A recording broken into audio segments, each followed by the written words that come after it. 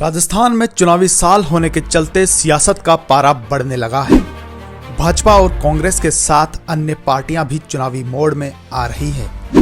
राजस्थान में विधानसभा चुनाव की आहट के साथ ही भाजपा ने वोटों के लिए सोशल इंजीनियरिंग का काम तेज कर दिया है।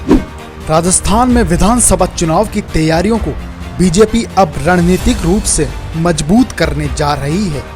चुनाव में महज 10 माह का समय बचा है। इस लिहाज से भी बीजेपी ने उन सीटों को फोकस करके अपनी तैयारी शुरू कर दी है, जहां पिछले 3 चुनावों में उसे कुछ खास सफलता नहीं मिली थी।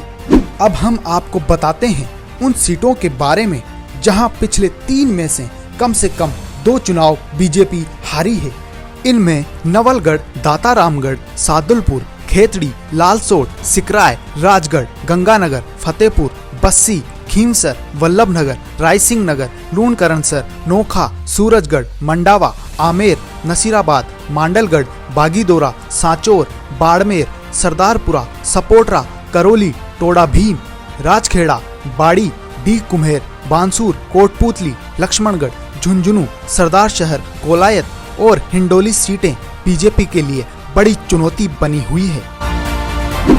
चलिए अब बात उन सीटों की कर लेते हैं जहां कांग्रेस को हराना बीजेपी के लिए अत्यधिक चुनौतीपूर्ण है।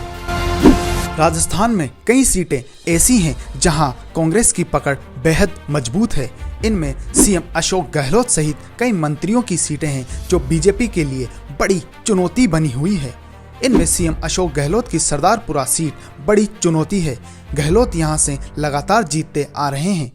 इसके अलावा लक्ष्मणगढ़ से कांग्रेस प्रदेश अध्यक्ष गोविंद सिंह डोटासरा भी बीजेपी के लिए परेशानी है। सपोटरा से मंत्री रमेश मीणा, बागीदोरा से मंत्री महेंद्रजीत मालवीय, डी कुम्हेर से मंत्री विश्वेंद्र सिंह, बांसूर से मंत्री शकुंतला रावत, कोटपूतली से मंत्री डॉक्टर राजेंद्र यादव, झुंझुनू से मंत्री ब्रजेंद्र ओला, कोलायत से मंत्री भंवर सिंह भाटी, हिंडोली से मंत्री अशोक चांदना की सीट है।